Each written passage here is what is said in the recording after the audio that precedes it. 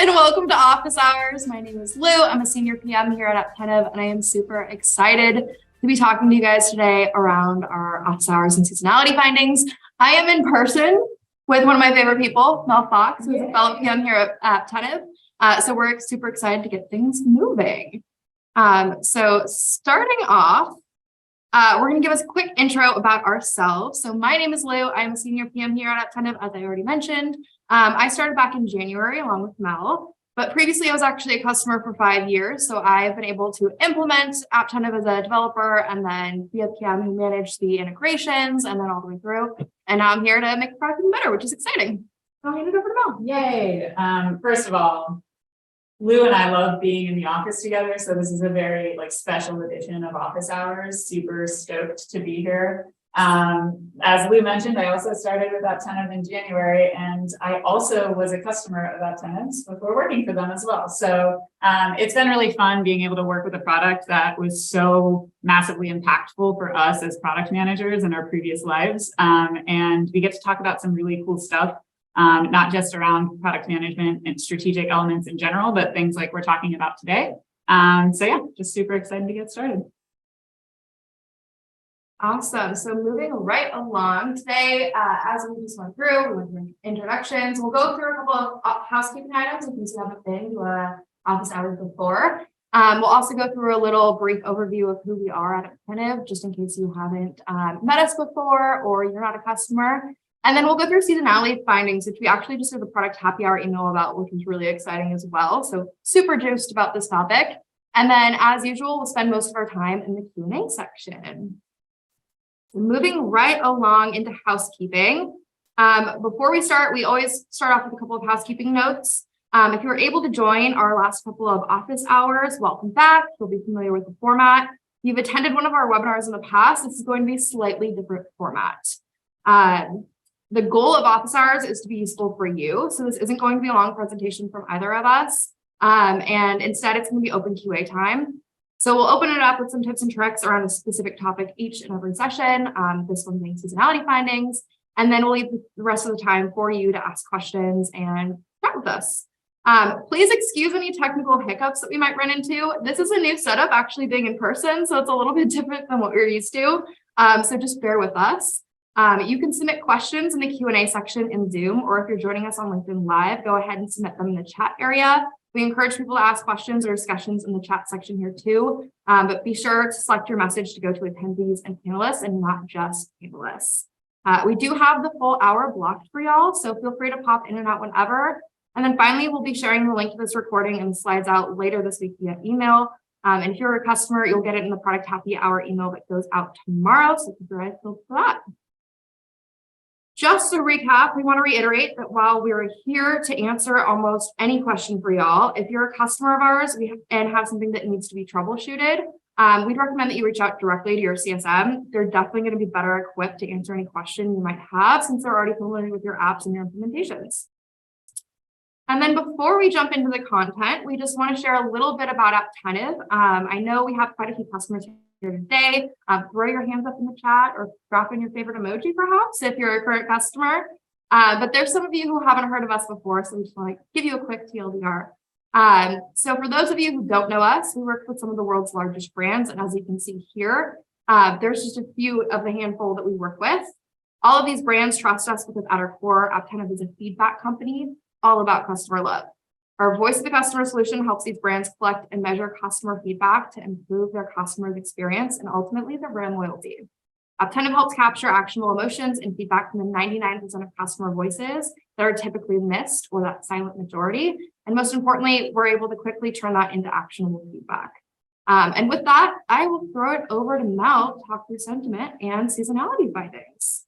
Amazing. So this topic is one of my favorite topics. Oh, for sure. I previously worked for an HVAC company, so I've actually done a lot of research around weather in particular, which obviously complements seasonality. So pardon me if I geek out during this session. I think it's such a fascinating topic. And as we mentioned, if you have questions along the way, drop them in the Q&A section for us, and we will make sure to answer them at the end. First things first, our team was eager to learn, are our customers happier in the summer? Are they grumpier in the winter? When is that actual best time to solicit feedback so that it's impactful and also telling you a really great story? So, also, just a shout out to all the Grinch gifts here. We have Madeline on the marketing team who threw together a lot of just fantastic gifts. If you don't know this about us, our gift game tends to be really strong here at Apptentive. So, correct. We did White Lotus yesterday for sprint review, which I have to say was a hit. A lot of Jennifer Coolidge. So please enjoy the gifts as we go through as well. So we have two sections today of items we're going to hash through. First is an aggregate finding across all of the industries that we work with, and one is going to be specifically focused on travel. I'm going to be hitting on the aggregate findings here first, and we can just jump right in. So finding number one, people are more likely to respond no to the love dialogue in the winter and more likely to answer yes in the fall. So in other words, people need extra love and in-app support in the winter. This tells us a few things. The first thing is a little bit obvious. If you're looking to boost your love percent, you can prompt customers in the fall instead of in the winter. However, we don't necessarily recommend this strategy because ultimately this love percent is for you. It's for you to make sure that you are actually understanding how your customers are feeling. And so we kind of go as far as to say, like, don't do this unless for whatever reason you are genuinely trying to just inflate what that love percent looks like. But again, that love percent is for you to get help of your either app or website or whatever it is that you're using Apptentive with. So ideally, the love percent is also a metric that can be tracked over time and over your version history to gauge how incremental updates to the app impact the customer's experience. Or it can be used as a segmentation tool to message fans and critics in a different manner. So this is why we recommend asking it consistently throughout the year. Not only do you get a pulse from all of your customers, but you're also able to see those trends, and that can help you identify your own company's seasonal trends in the long run there. Second and more important thing this tells us is that people need extra love and in-app support in the winter. This shouldn't be shocking. We just wrote a product happy hour email on this topic, and I think we all know that our moods shift over winter. Oh, for sure. And you do need a little extra love. So if people are actively telling you that they don't love your brand or your app during a specific time period, it's not a failure. Instead, we really encourage you to see it as an opportunity to be better, communicate differently, approach things with empathy, understand like, just because someone might be having like a bad day or a cold winter, or actually the sun is out in Seattle today. I was going to say a consistently gray time. That doesn't mean that you've lost them as a customer forever, but that does give you the opportunity to just nurture them in a different way. So here's how to do that. First things first, always close the feedback loop. This is probably the easiest opportunity to foster those strong relationships with your customers. It's just simply continuing to close that feedback loop. When someone gives you that feedback, whether it's negative or positive, it's critical to follow up. People expect that. We've talked about this from a statistical standpoint multiple times. People expect brands to pay attention to them and to follow up if they've said, hey, I don't like something, or possibly just, hey, like I recommend doing X, Y, or Z. And we all know those brands that respond directly to you and say, thank you so much for your feedback, like how much more that like feels like you're connected to them. So always, always, always look to close the feedback loop. That is one of our biggest perks of Apptentive as a whole, is being able to do that in an effective manner. The second item here is around surprise and delight.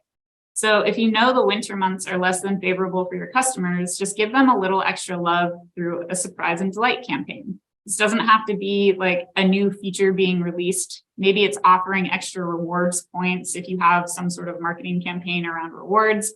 Maybe it's a flash sale. Maybe it's just changing a little bit of how you're talking to your customers. Again, morphing your communication to be more acceptable in the winter.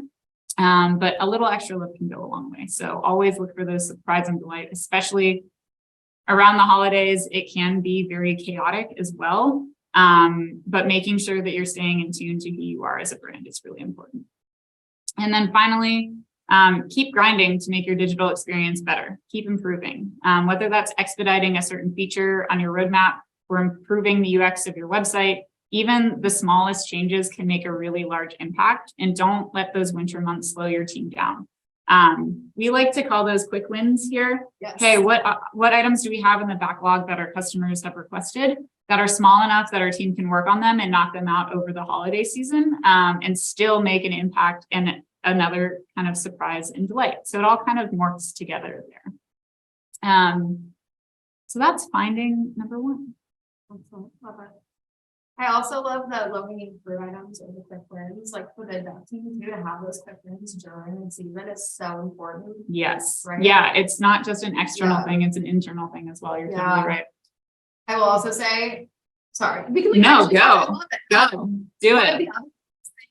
About having a lot of love over the holidays is empathy for your audience and your consumer. And I think for us in particular, we are product for product. So we get to work with a lot of product managers, which is really exciting. But there's so much going on during the holidays and trying to wrap up your year and those like Q4 OKRs and that kind of thing, that having a lot of empathy and opening that line of dialogue for things as they come up is so critical to just closing that feedback loop and like engaging and building that brand loyalty and customer engagement. Yeah, I think it's empathy and transparency. Like you also have to be really real with your customers if you're not going to get to something that maybe was proposed or asked for earlier. And just saying, hey, like we heard you, it's coming, like look out in Q1, right? I know we hate giving deadlines as product people, especially in agile environments, but if you can really say, hey, like we heard you and this is coming next year, whether it's Q1, Q2, or it's coming in 2023, even just letting people know will give that like element of, hey, we heard you. Hey, I hope you trust us that we're going to take action on this. It's going to happen. So yeah, empathy and transparency. Those are both core. For sure. All right, awesome. Finding number two is people are more likely to be fans of an app in the summer and less likely to be fans in the winter. This should not be shocking based on finding number one. We are all generally a little bit happier in the summer, so it makes sense that we'd be categorized as fans more during this time than not. Most of us have less patience, a little bit of seasonal depression in winter. So it checks out that we'd be more likely to kind of fall out of love with a brand or an app experience during this time as well.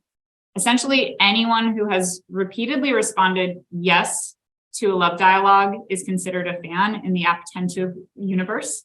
And so tracking that is really interesting because we're able to see if someone is a fan multiple times in a row, if they were a fan and they switched to not a fan, right? And being able to say, okay, if we saw that transition, how do we target them a little bit differently? So what can we learn from this? What should you do? The first thing here we have is identify and utilize your fans in the summer to hopefully create more that last into the fall and winter months. So if you're able to identify people who love your brand, let's say they've answered the love dialogue yes twice, you can then retarget them to encourage desired behavior throughout the various seasons, right? An example would be sending an app store rating prompt, right? That's probably the easiest thing that we have on Apptentive. So they'll leave you a high rating and a positive review. You can also direct them to share the app with friends and family through referral links. You can even send them to social media, encourage them to share, talk up your brand on social media as well. There's so many different marketing campaigns that you can pull from understanding like, hey, these are folks that are advocates for us. They're excited, they're fans. How do we continue to utilize them and bring them up and continue their fandom throughout the year? The second thing here is win back unhappy customers in the winter months. So one of the biggest struggles brands face is not being able to identify customers who are about to churn or leave forever. And even once they do identify them, it's often too late. So if you're proactively and consistently tracking that customer sentiment of the same customers over time, you'll be able to see that shift that I mentioned, right? You'll be able to see, did they go from a fan? Did they mark that they're no longer in love with your app? You can then quickly follow up, ask them for more information. Hey, like what made you say no this time around? Why are you unhappy? What can be done to solve your issue? Do you need customer support? How can we help you through this time to make sure that you're back talking about us in a positive light instead of a negative one. You can also pull a marketing card here, offer some perks to stay with you, figure out ways to pull them back into the app through any sort of, discount if you're selling anything, extended trial periods, items like that. So don't think just because people are unhappy in the winter that you can't win people back in those types of months. Again, it's meeting them where they're at. You're probably not going to talk to someone in a happy-go-lucky manner if you know that they just said that they're not really super happy with your app or your brand at the time. And also in general, you probably are shifting your tone through the winter months anyway, to make sure, again, you're meeting them where they're at. You're not going to talk to someone all bright and bubbly in the winter if it's clearly like more of a cloudy type of scenario. Yeah. Sure. And then finally here, we have create more fans all year round by targeting your neutral customers. So we talked about utilizing your fans. We talked about winning back those unhappy customers, but what about the people that are just kind of like, meh, like, it can be hard to kind of address that market in general. But I think one of the simplest ways to accomplish this is by retargeting those who did not indicate that they feel strongly one way or another about your brand. So this has been like kind of tricky, I think, for most people if they're staying quiet. The thing that we are doing here is to address that silent majority by getting that data with a simple yes or no question. So if you're able to get that piece of information out of the gate, and let's say they said no, but they're not a particularly like angry response in your survey, right, that you're following up with, you can target them a lot differently that way. And the idea there is, right, take your neutral and convert them into a fan. And how do you do that? And how do you nurture them? And each one of these segments, you're going to talk to differently. You're going to talk to a happy customer different than you're going to talk to an upset customer, different than you're going to talk to a neutral customer.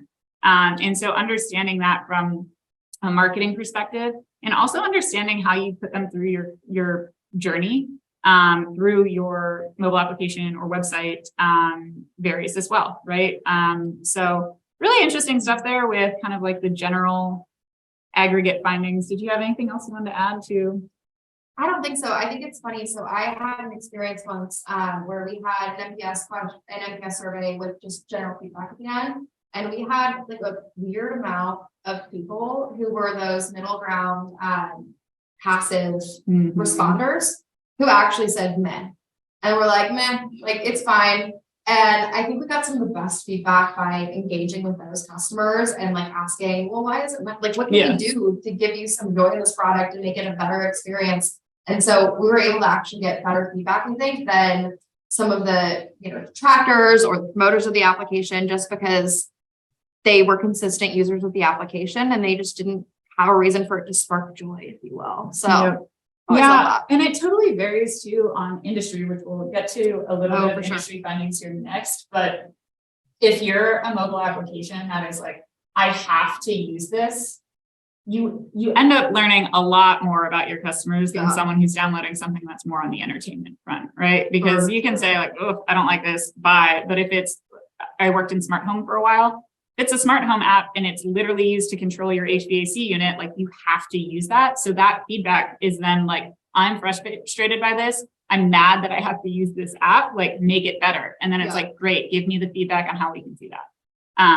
So it's interesting to see like the variance there too. Yeah, I spent some time in digital banking and obviously people have to use their apps to just check their balances. And it was so interesting to see the feedback that we got around different campaigns that we did specifically around the marketing, like promotions. If we put something up before people were able to check their balances, that love dialogue dropped so hard every single time it happened. It was kind of comical actually, but all right, next up, where are we going from here? Throwing it over to you. Okay, so we wanted to include some industry findings specifically for travel, because this time of year, I think everyone's in an airport probably more than the rest of the year, especially just going to visit family. I know this is my big travel time of the year when going to visit family in California or wherever else I might end up. So quick show of hands, who has ever wanted to throw their phone across the airport during the holiday season at least once? I think I probably can't count on my fingers. It's been quite a few. I have been stuck in Chicago O'Hare like the day before a holiday way too many times to count. The winter months can be some of the most challenging, frustrating, and grueling months to travel, regardless of where you're going. Our data shows that more people responded yes to the love dialogue in the spring and least in the winter. So you're definitely not alone there on those findings. There's nothing more stressful than traveling during the holidays, so it makes sense that we're less forgiving when things go wrong with our mobile experiences, especially if it's a critical point of trying to update a flight or check the status or anything else. Those critical moments, especially when things are time sensitive, can be very big frustration You're points. just already so stressed out. Oh God, it's yeah. such a The high anxiety from the airport and the holidays. Yeah. When emotions and tensions are high, it's easy to just give up on an app or a brand if it's not meeting our needs. And we're hard pressed to give companies a second chance after they've messed up. And I have had an experience with a specific airline where I got literally held hostage for like what? It was 27 hours. That happened like recently. Yeah. And I will never travel with them again. So definitely critical that you're able to give that brand royalty and like brand loyalty and love in those moments to kind of continue to engage those customers. It's definitely critical for travel brands to use a sentiment analysis tool like Apptentive in order to know when things are going off the rails and responded in real time. But this was also critical in other industries too. I think in the banking space, if we put out an app release and our love ratio went down even like, I think 0.5%, we knew something was wrong with the release and we're able to just dig in and figure out what went wrong immediately. So it's always good to have like that pulse, that constant sentiment to be able to understand where users are at. And then finally, instead of inundating stressed and flustered holiday travelers with surveys and ratings prompts, you might want to wait for a less hectic time like spring. So if you're looking for the ideal time to launch a deep customer feedback initiative, this is the season to do it. And we're already established that people are generally happier and therefore more likely to give you actual feedback and engage with you on a human level. But they're also like more likely to have more time on their hands as well to give that thoughtful and intentional feedback and actually spend the time there. Yeah, and I will say too, we talked about this a little bit in our last webinar around like best app store practices. But if you do end up getting a plethora of negative like ratings or reviews that are coming in because people are frustrated or highly stressed or unhappy, January is a really, really good time to hash through all of that feedback and start closing the feedback loop. And it might be a manual process, but it's so worth it to be like, hey, we hear you, we fix this, or hey, we hear you, here's a way to solve this problem. And watch that 1-star review go into a 5-star review because someone has realized like, oh, I was just like frustrated during that time and they actually do care about me. So January is a really good time to like reset after the chaos of all of the holidays. And I think that's especially relevant for our travel industry friends. Yeah. And it especially helps to like kind of kick off your 2023 strategy with identifying those friends that you got from feedback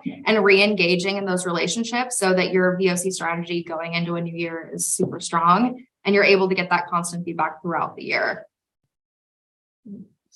For sure. Okay. So now we're going to open things up for questions. Thank you to those who submitted questions in advance. We will always prioritize answering those first. So be sure to submit them in advance for our next office hours if you want to jump the line. But before we jump into questions, we wanted to remind y'all that there are a few different avenues you can connect with us.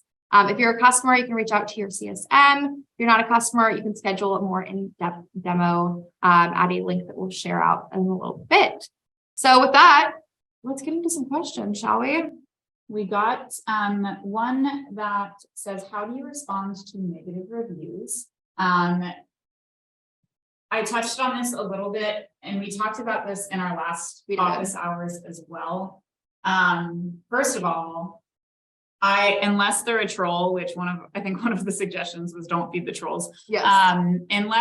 Unless they're literally just trying to get a rise out of you and their feedback really is not relevant. I always recommend responding to 1, 2, 3-star reviews always. 4 and 5 is kind of a luxury depending on like the time you have available to do that. But I always have like a basically canned response document that is an empathetic way of saying, we hear you. If we need more information, here's a way to give us more information so that we can get a full scope and understanding of what's actually happening. And also being able to close the feedback loop and say, hey, we heard you. We just got a recent release out. It should fix your problem.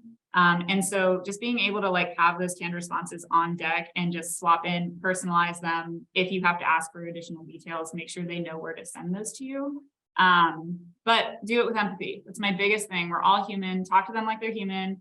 Don't feel like don't feel like you have to type out that it is like a canned response. Like you can insert personalization. But I always recommend doing that just every single time you have it. Absolutely. And if you start identifying some like trends that come in for negative reviews as well, it's always really helpful because I'm sure you get support tickets or you have that come through for other channels too. To just get some canned language around what the issue is and setting expectations around resolving it. That's an important part of the feedback loop as well, which is setting expectations with customers. And then using that across all of your channels so that you have a consistent message that you're providing, whether someone talks to someone on your team or they're looking at it in the app store. Yep. 100%. Ooh. What else you guys got out there for us? I see one. How can we suggest ideas for future topics for these office hours? Love that. Also, you can suggest topics for product happy hours too, if you're interested. Yeah. So you can reach out to us directly via social or just let us know now as well. And you can also respond to the email we'll send you tomorrow with this recording to let us know what you're thinking for future topics.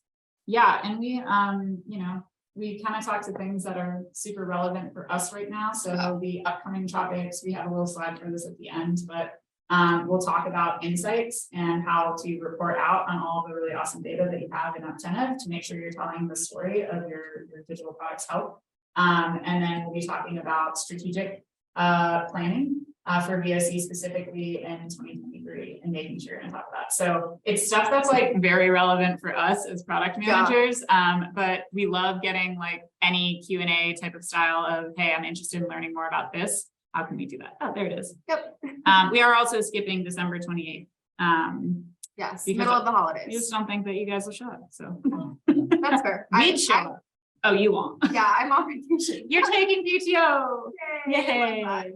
But January 11th, we'll be talking about insights and doing a deep dive there, which we're both really excited about. And then January 25th, VOC strategy, which we're actually talking about this week. We're in town for product and design discovery for 2023. So very excited to talk about that one. We definitely talk about things that are top of mind, but I think that's kind of nice too, because we have lots of conversation about it with the entire team before we share anything via product happy hour or these sessions. So always fun. Yeah, we also have a ton of information that comes up in our benchmark reporting, which will be really yes. I can't wait for that. The new year as well. Yes. Yeah. So we've got another one.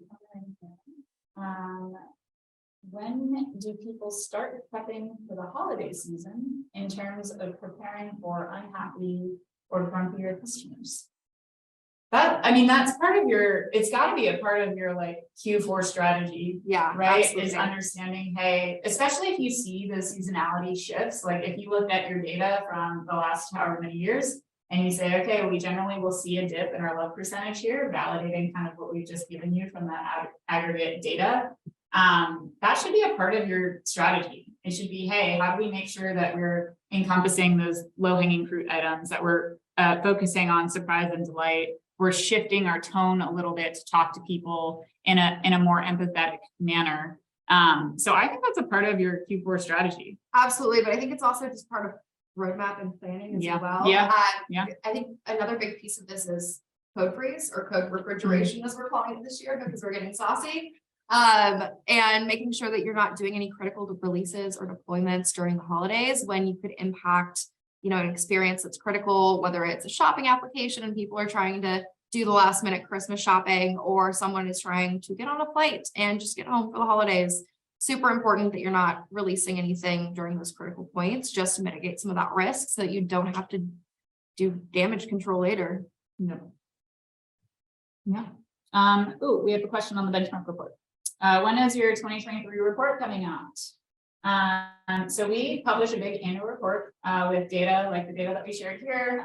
We've been sharing bits and pieces of that report throughout the year in general. but it will come out in March of 2023. So our team works really hard and like throws down. We have to give a shout out to other Mel on our team because she just like tears this data apart. And she is wildly intelligent and comes up with some really interesting findings in conjunction with the marketing and product team. So that is a huge report. You guys will see notes from us in communications coming out about it, but that's a really fun one, especially if you're trying to compare yourself to others in your industry. Yeah, and I know we've already kicked off some of that work too, so it's super exciting to start seeing some of those insights that we're getting, and I'm hoping to like sparkle in a little bit here and there before the actual report comes out. Yes, for sure. We'll probably have some more seasonality findings in there as well. Yes, absolutely. All right. Well, it looks like we don't have any more questions. If there's anything else that you want or you have to ask us, now is the time to drop it in. And then we can wrap things up. Was there anything that was surprising to you as far as some of these findings that we've discovered recently? So I don't think anything was surprising to me because I've done a lot of this analysis based on just being in an industry that's so driven by weather and seasons in general. Like you have a heating and cooling season with HVAC. And so a lot of times you naturally end up running into like when people turn on their heat for the first time and then they have that smell. Yeah. Yes. Number one, the smell. Number two, you get in that weird in-between season where you're like, it's gotta be heating sometimes and cooling the other times. And like, having people understand how to do that in a mobile application when they're not necessarily super tech savvy, it was always really interesting because it was like, how do we nurture them, provide them notes that are like, hey, it might be heating and cooling. Here's a quick demo on how to do that. So that's most effective for your house. Was always really interesting because it can be like a stressful situation as well. But the thing that I loved about like digging into this in the HVAC industry was it's not just seasons, it's weather too. So like I did a lot of analysis and actually marketing campaigns around like intensified weather. So like you're probably not going to send like a happy-go-lucky communication or note if like someone just got a tornado run through their town. Hey, Dallas. And same thing with like hurricanes. So we would have very strategic campaigns around like terrible weather. And we used like a weather, basically like a weather data. I think probably one of our Apptentive customers, like APIs to like understand like, oh, this weather hit this space. Let's send them a communication to make sure that they know what to do in that scenario. And so a lot of that too is around sentiment. How do I talk to people when it's bright and sunny outside versus someone who's just had like a horrible weather event happen that now like it flooded. So now they have to figure out what to do with their HVAC unit and how do we connect them to the right people. So that stuff was really fun for me because it's just so wildly interesting. It is. But it really, really honed in on the empathetic component of like, hey, like you have to change your tone when you're talking to people. That is so important. And we know that just from it being winter, like, you know, that it's just, we feel different. We take in communications differently than we would in the summer. So yeah, I don't know. Yeah. I can geek out about this for a while. I know. I think one of the surprising ones for me is seeing all the new devices that report in like end of December and January. And I always just kind of like possibly be like, oh yeah, people get new phones for Christmas. In fact, we're doing new phones for Christmas. Yay. But Spoiler alert. spoiler alert. Yeah, hopefully my husband is not watching this. But that was always something that just like I didn't think about, but seeing the new ecosystem kind of shift in that like December, January range because people are upgrading their devices and the older ones are falling off is really interesting as well. Also really interesting if you're an Android developer and that ecosystem does a little blip, just a little bit, but enough to make a difference, especially with some of those Samsung devices that can be a bit more difficult to support. Yeah, definitely. So interesting. This is a fun topic. If you guys have any other questions on this, or if you're curious about any other data points too, you know where to find us at this point. So. Yeah, for sure. I think we have one more slide to pop up for you guys if you need any additional context of how to contact us. There we go. So we already touched on upcoming office hours. No more office hours this year, but we'll see y'all in the new year, January 11th, Insights Deep Dive, and then 25th for VOC strategy. And then, as I mentioned as well, if you're a customer, reach out to your CSM. If you're not a customer, use this link, scan the QR code to schedule a demo and chat with our team. We love engaging with all y'all. So thank you for hanging out. Yay. Thanks so Yay. much, guys. We'll see you at the next office hour in the new year. We'll see you in the new year. Next year. Bye.